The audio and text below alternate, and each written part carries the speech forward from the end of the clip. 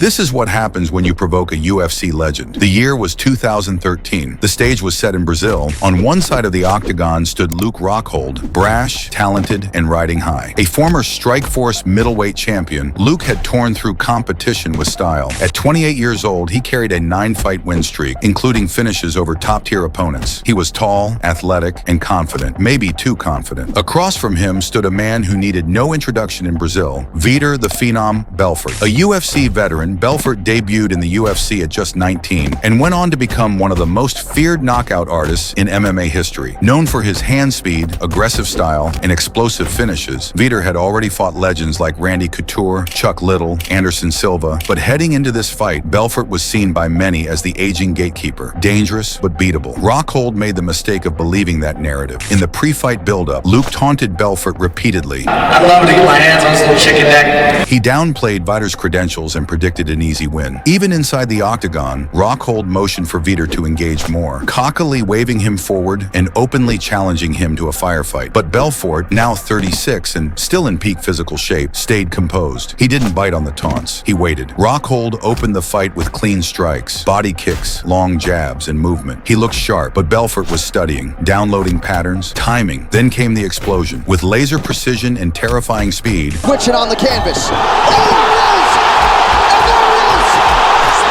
Belfort unleashed a spinning heel kick that smashed Rockhold directly in the jaw. The arena went silent for a split second, then erupted as Luke crumbled. The once smug Rockhold lay on the canvas, stunned and unable to recover.